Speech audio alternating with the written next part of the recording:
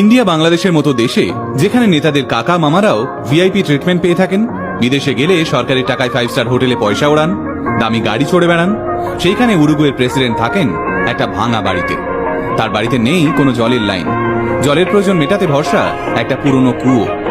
উরুগুয়ের প্রেসিডেন্ট হিসেবে তিনি মাসে 10 লক্ষ টাকা মাইনে পান, যার বেশিরভাগটাই দান করে দেন গরিব মানুষের মধ্যে। নিজের ভাঙা বাড়ির সামনেই নিজের প্রিয় কুকুরের সঙ্গে সময় কাটান প্রেসিডেন্ট জোসে মুজিকা। পা ভাঙা এই কুকুরটিকেও তিনি রাস্তা থেকে কুড়িয়ে পেয়েছিলেন। কিন্তু কুঁড়ে ঘরে থাকলে কি হবে? এই মানুষটি একবার রাষ্ট্রসংঘের সভায় ভাষণ দেওয়ার সময় বলেছিলেন, এত টাকা খরচা করে এইসব বৈঠকের কোনো দরকার নেই, রাষ্ট্রসংঘে কাজের কাজ কিছুই হয় না। ভাবুন তো একবার। জোসে মুজিকা উরুগুয়ের প্রেসিডেন্ট হওয়া সত্ত্বেও কোনো সরকারি পরিষেবা নেননি। প্রেসিডেন্টের জন্য বরাদ্দ থাকা বাড়িতেও থাকেন না তিনি। নিজের মাঠে নিজেই চাষ করেন, চাষ করে যা আয় হয় তা দিয়েই নিজের খরচা চালিয়ে নেন তিনি। জোসে মুজিকা 82 থেকে 1000 কিলোমিটার দূরে থাকেন। তার উপর স্পষ্ট বক্তা বলে বদনাম আছে মানুষটার। জোসে মুজিকা একবার বলেছিলেন, পয়সা রোজগার করতে হলে ব্যবসা করো, চাকরি করো, কিন্তু রাজনীতিতে এসো না। রাজনীতির একমাত্র উদ্দেশ্য হলো সাধারণ মানুষের উন্নতি সাধন করা।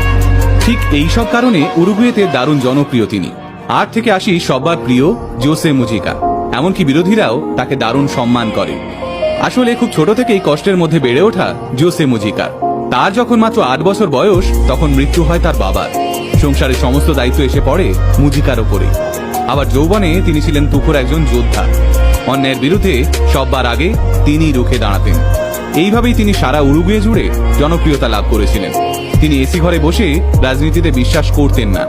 জোসে মুজিকা বিশ্বাস করেন সমাজ বদলাতে হলে রাস্তায় নামতেই হবে। মুজিকা তার 78 বছরের জীবনে জেল খেটেছিলেন 14 বছর, আর গুলি খেয়েছিলেন মোট 6 বার। 2009 সালে উরুগুয়ের প্রেসিডেন্ট পদে বসেছিলেন তিনি। সেই মেয়াদ 2014 সালে শেষ হয়ে যায়। এরপর তিনি প্রেসিডেন্ট হওয়ার জন্য ভোটে দাঁড়াননি।